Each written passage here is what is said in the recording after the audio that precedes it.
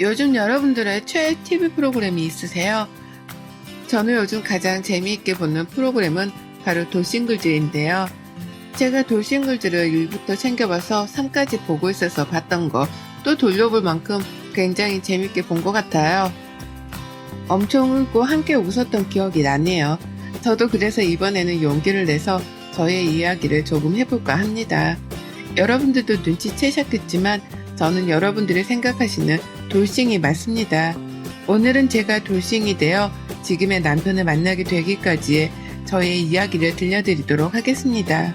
저는 수원시에 거주하고 있는 30대 후반의 평범한 여성입니다.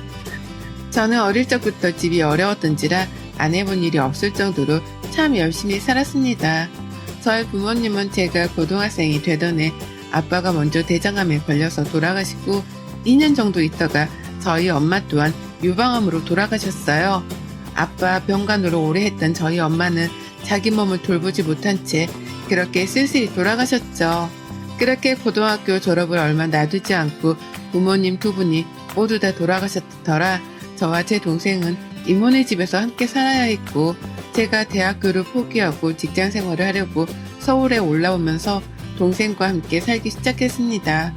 방 한 칸 되는 좁은 집이었지만 동생은 나처럼 살지 않기를 바라는 마음에 열심히 직장 생활을 하면서 동생 뒷바라지를 했어요.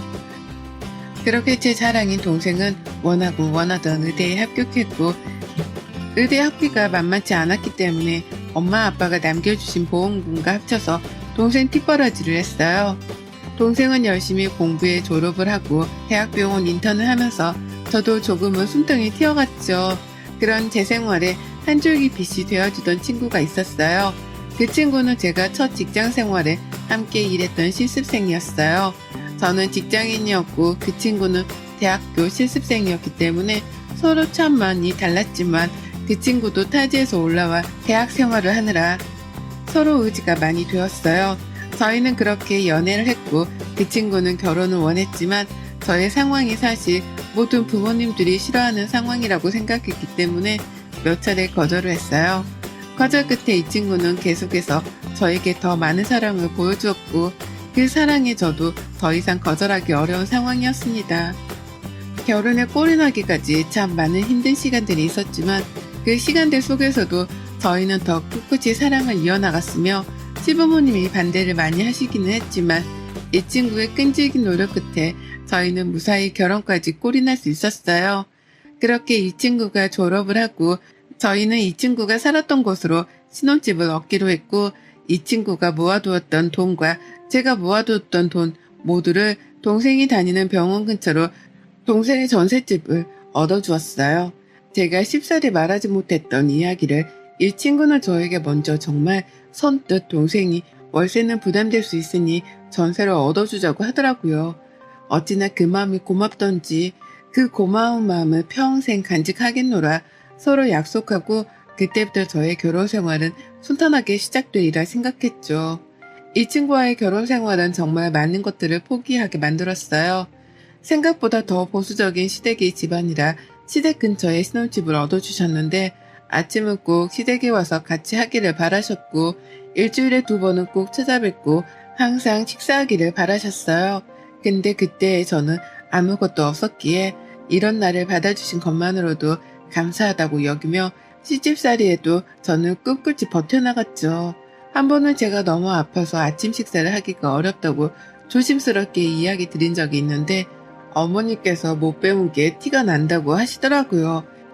자기 몸 관리 자기가 해야지 네가 아프면 네 남편은 너 챙기느라 얼마나 힘들겠냐고요. 서러웠지만 그 친구에게 차마 티를 낼 수 없었어요.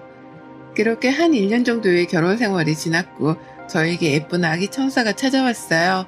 서로 너무 뛸 듯이 기뻤고 이제 좀 시집살이가 끝나려나 싶었죠. 임신 기간 동안은 그래도 시어머니가 조금은 조심스럽게 해주시나 싶었는데 출산하고 나니 시댁의 간섭은 더욱더 심해져 갔어요.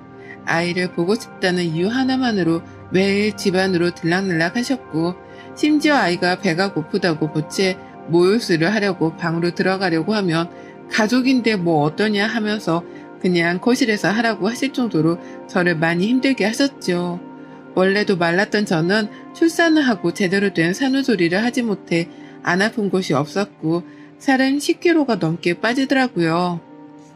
매일 아침마다 시댁에서 오는 전화소리에 주말마다 집에 오라는 어머님 아버님의 불효령에 저는 견딜 수 없었고 처음으로 이 친구에게 말을 했어요.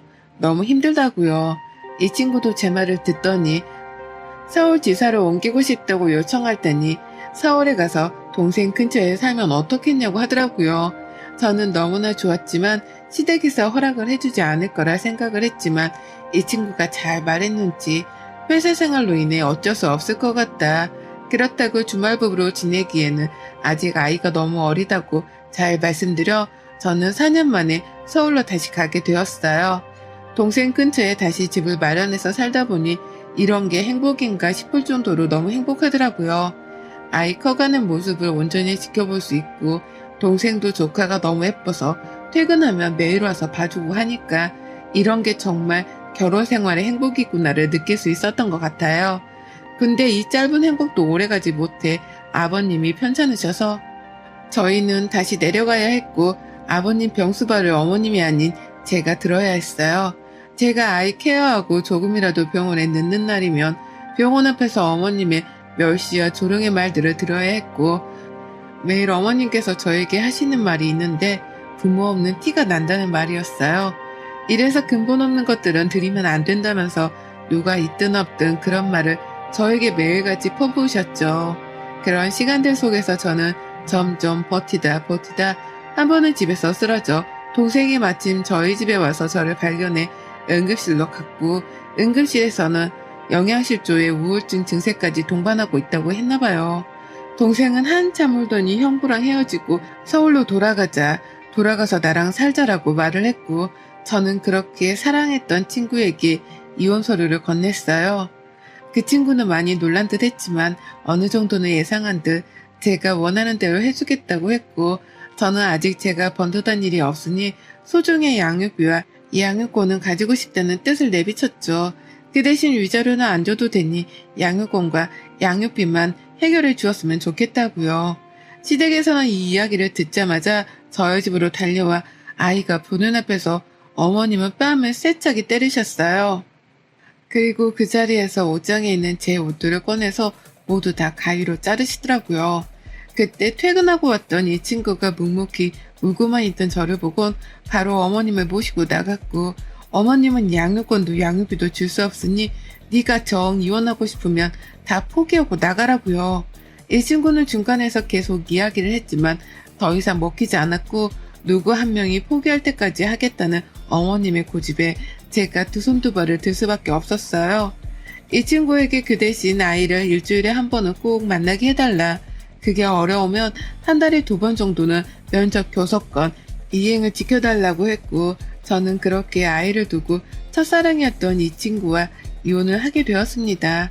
저는 돌싱이 되었고 아이가 너무 보고 싶어 한동안은 정상적인 생활을 하기가 어려웠어요. 면접 교섭권을 이행하겠다고 했던 그 친구는 저에게 미안하다는 말만 되풀이 하더군요. 아이가 아직 어린데 이혼했다는 상처를 아이에게 주고 싶지 않다고요. 나중에 아이가 우리의 이야기를 잘 받아들일 수 있을 때 그때 만나는 게 어떻겠냐고요. 아이를 위한다는 그 친구의 말에 저는 아무 말도 할 수 없었고 그렇게 저는 아이를 만나지 못했어요. 그렇게 어영부영 몇 달이 흘러가고 이혼했다는 사실보다 내 아이를 볼 수 없음에 너무나 마음이 많이 아팠습니다. 그러다 동생이 저에게 울면서 이야기를 하더군요. 언니, 나는 언니가 제발 이제 행복해졌으면 좋겠어. 나를 위해서 하늘에서 우리를 지켜보는 엄마 아빠를 위해서라도 제발 부탁이야. 나는 언니가 전부인데 언니가 이렇게 무너지면 내가 어떻게 잘 살 수 있겠어. 라며 우는 동생의 마음에 정신 차리고 나중에 아이를 데려오자며 일만 집중하자 싶어서 다시 일을 하기 시작했어요. 그러다 동생이 갑자기 통장을 하나 주더니 저에게 언니가 하고 싶은 일을 하면 어떠냐고 하더군요. 제가 잊고 살았던 꿈들을 찾았으면 한다는 동생의 말에 저는 옛날부터 꿈꿔왔던 공부들을 다시 하기 시작했어요. 저는 고등학생 때부터 저만의 디저트 브랜드를 갖는 게 꿈이었거든요. 그래서 열심히 제과 제빵 기술도 배우고 바리스타 자격증도 따고 동네에 조그맣게 커피와 디저트를 파는 가게를 내었어요. 근데 입소문이 좋게 나서 그런지 장사가 되게 잘 되었고 케이크는 주문으로 제작해서 하다 보니 가게를 늘려야 할 정도였어요. 바쁘게 살다 보니 빨리 돈을 많이 벌어서 우리 아이에게 떳떳한 엄마가 되고 싶었어요. 그렇게 조그맣게 했던 동네 장사가 지금은 조금 크게 사업을 확장해서 직원도 10명이나 생겨 지금은 2호점 오픈을 앞두고 있었죠. 정신없이 살던 와중에 저희 카페에 매일같이 오시던 손님 한 분이 계셨어요. 늘 똑같은 메뉴를 매일같이 드시고 있어 기억하는 손님이셨거든요. 근데 갑자기 그날은 그 손님이 저에게 처음으로 질문을 하더라고요.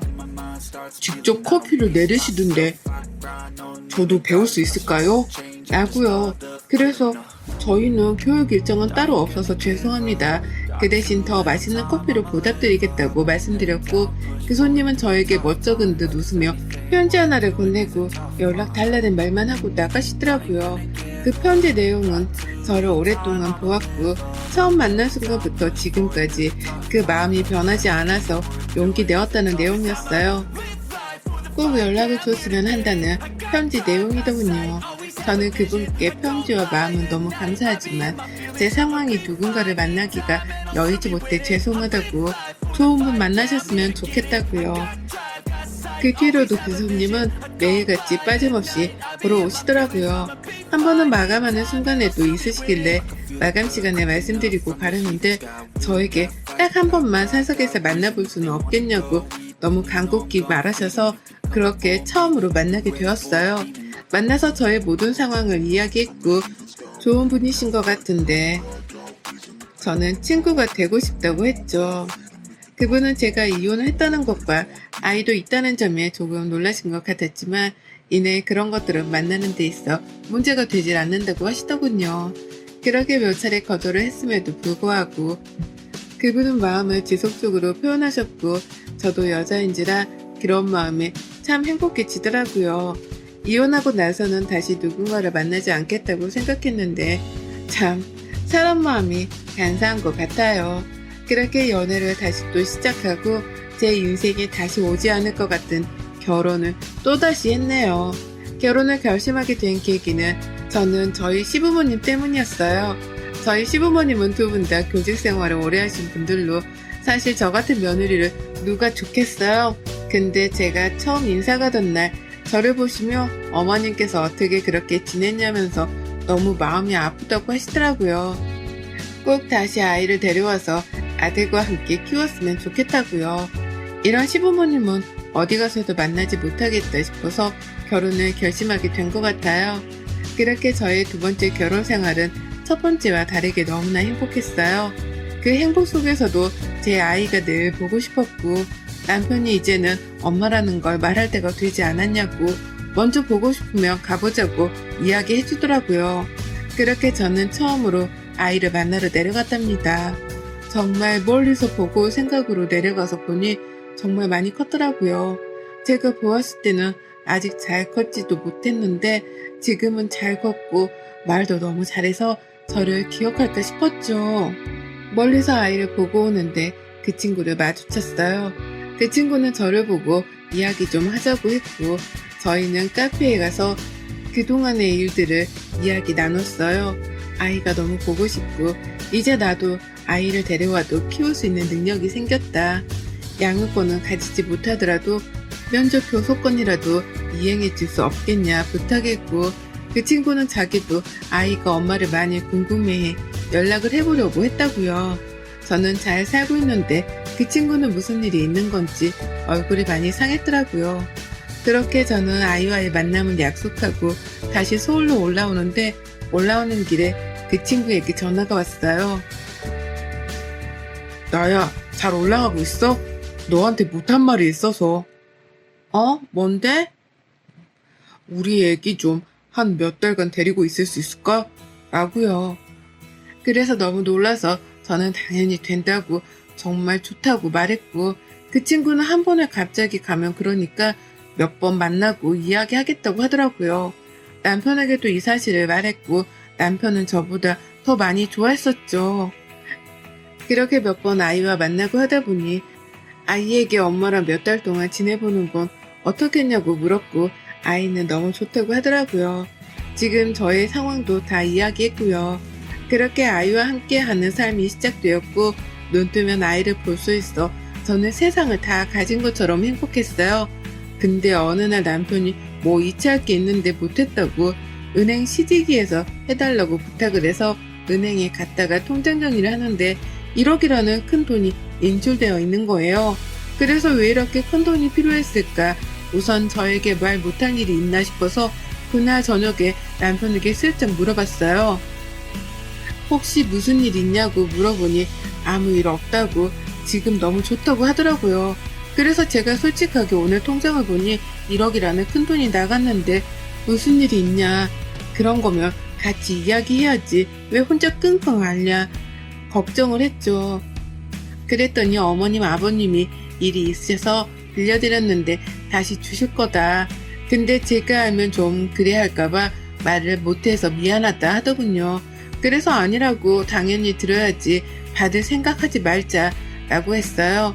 그러다 며칠이 지난 뒤 어머님께 전화가 왔길래 어머님 그이한테 어머님 아버님한테 빌려드린 돈 이야기 들었어요. 저희 정말 괜찮으니까 그 돈 안 갚으셔도 돼요. 저에게 해주신 마음에 비하면 이건 아무것도 아니라고요. 근데 어머님께서 저에게 들려주신 이야기는 그야말로 충격 그 자체였어요. 한 달 전쯤에 어머님 아버님께 전 시어머니가 되는 사람이 찾아왔을 때요. 찾아와서 제가 어떤 애인지 아시냐면서 결혼 생활하면서 훔친 돈으로 그 사업을 시작한 것 같은데 잘 되니까 이제 자기 아기도 안 보고 모른 척 한다. 그래서 우리가 그 아이 키우면서 돈이 많이 들어갔으니 양육비를 오히려 받아야겠다고 아니면 아이 평생 보지 말라고 하겠다.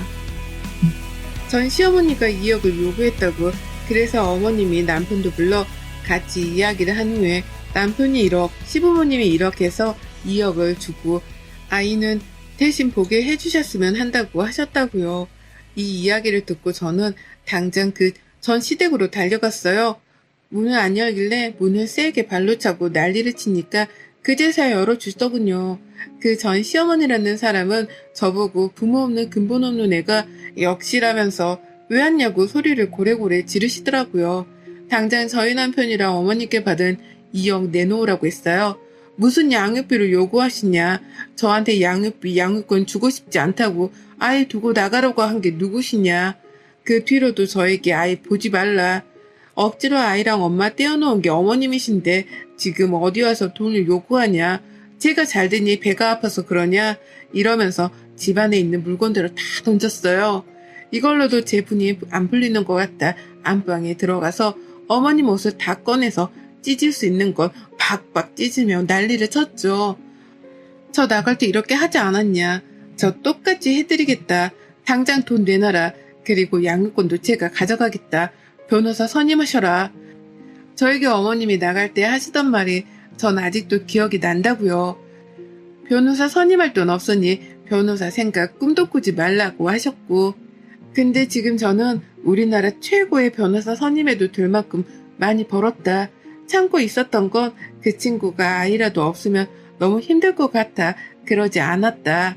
하니 그때부터 저보고 근본 없는 것은 드리면 안 되는데 드려가지고 우리 집안이 풍비박산 났다고 하시더군요. 그 풍비박산이 뭔지 보여주겠다 하면서 거실에 있는 TV를 내리꽂았어요. TV 값은 2억에서 빼서 나머지 주셔라. 안 주시면 진짜 감옥 가시는 줄 아시면 될 거라고요. 그리고 그 사업하는 돈은 내 동생이 줘서 한 거니 그건 다 서류 제출하면 나오니까 알아서 하시라고요. 그렇게 아수라장을 만들며 나왔고 그 친구한테도 전화해 이 이야기를 다 했어요. 친구는 정말 몰랐다고 울면서 미안하다고 부모님은 자기가 말려야 했는데 자기가 너무 미안하다고 하더군요. 그럴 필요 없고 받은 돈은 당장 돌려줬으면 좋겠다라고 했어요. 그리고 소송을 걸겠다고요. 소송 비용 내기 싫으면 어머님께 직접 와서 우리 시부모님이랑 남편에게 사과하고 전해달라고요. 그렇게 며칠이 지난 후 그 친구가 엄마랑 같이 올라와 만나서 보니 전 시어머니는 똥 씹은 표정으로 왔더라고요. 저는 보자마자 당장 돈 돌려주시고 사과하셔라. 안 그러면 신고해서 진짜 콩밥 먹게 해드리는 수가 있다 하니 또 이래서 근본 없고 못 배운 것들은 상종하면 안 된다고 소리를 지르시더군요. 정말 안 되겠다 싶어서 그냥 나가려는데 저희 아버님께선 전 시어머니 앞에 있던 물을 확 뿌리시는 거예요. 그리고 그 친구한테 자네 어머님인데 이렇게 해서 미안하네. 하지만 어른이 어른답게 굴지 못해서 되겠냐면서요. 아무리 미워서 그랬다고 하지만 부모님이 먼저 돌아가신 게 며느리 잘못도 아니고 그 안에서 이렇게 동생 뒷바라지하면서 살아온 아이에게 어른으로서 위로가 아닌 못된 마음만 그렇게 먹으시니 어떻게 어른의 도리라고 할 수 있겠냐고 정신 차리면서 살라고 하시더라고요. 그리고 아이는 우리가 데려올 테니 양육권을 포기하시던 소송을 하시던 알아서 하시라고요. 그리고 제 손을 잡으시곤 나가자고 하시더라고요. 그날 어머니 아버님께 너무 죄송해서 한참을 울었어요. 어머님 아버님은 괜찮다고 네가 무슨 잘못이 있냐고 하셨지만 저는 고개를 들 수 없을 정도로 너무 죄송했네요. 그 시간이 흐르고 그 전 시어머니는 손자도 아들도 없는 집안에서 혼자서 사신다고 하네요. 그 친구는 엄마를 더 이상 보지 않겠다고 집을 나간 걸로 알고요. 우리 아이는 다시 제 곁으로 왔어요. 그 친구는 한동안 한국에 들어올 계획이 없다고 아이는 나중에 한국에 들어오면 보러 오겠다고 지금까지 떨어져 있던 시간 잘 채워주라고 미안했다고 문자가 왔어요. 저도 이렇게 돼서 유감이라고 미안하다고 잘 지냈으면 한다고 보냈고 저희 지긋지긋한 전 시댁과는 정말로 끝이 났답니다. 저희 가장 최고의 복수는 어머님이 철저한 혼자가 되기를 바랬는데 그 바람대로 된 것 같아요. 제 생의 봄날은 다시 없겠다 싶었는데 좋은 남편, 좋은 시부모님 만나서 더 많이 사랑받고 사는 요즘 저는 너무나 행복하답니다. 하늘에서 보고 계시는 엄마 아빠도 이런 제 모습을 보면 정말 기뻐하실 것 같아요. 여러분의 생각은 댓글로 남겨주세요. 오늘도 시청해 주셔서 정말 감사합니다.